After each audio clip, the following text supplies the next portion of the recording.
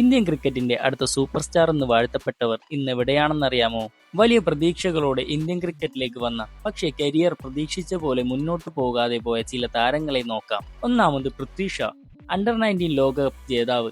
ഇന്ത്യക്കായി ടെസ്റ്റ് അരങ്ങേറ്റത്തിൽ തന്നെ സെഞ്ചുറി. ഒരു കാലത്ത് ഇന്ത്യയുടെ അടുത്ത സൂപ്പർ സ്റ്റാർ എന്ന് എല്ലാവരും വിശ്വസിച്ച താരം. പക്ഷേ ഇന്ന് IPL ടീമിൽ പോലും സ്ഥിരം സ്ഥാനമില്ല. രണ്ടാമത് ഉന്മുക് ചന്ദ്, അണ്ടർ-19 ലോകകപ്പ് നേടിയ ക്യാപ്റ്റൻ. ഇന്ത്യയുടെ ഭാവി എന്ന് വിളിച്ച താരം. പക്ഷേ സീനിയർ ടീമിൽ അവസരം പോലും ലഭിച്ചില്ല. ഒടുവിൽ അമേരിക്കയിലേക്ക് മാറി. മൂന്നാമത് വിജയ് സോളും നാലാമത് അശോക് മെനാറിയയും. ഒരു കാലത്ത് വലിയ പ്രതീക്ഷ നൽകിയ പേരുകൾ.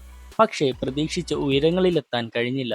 അതുകൊണ്ടാണ് ഇന്ന് 15-കാരനായ വൈഭവ് സൂര്യവംശിക്ക് എല്ലാവരും ഒരു കാര്യം മാത്രം പറയുന്നത്: അമിത സമ്മർദ്ദമല്ല, സമയം നൽകൂ, കഴിവ് അവനുണ്ട്.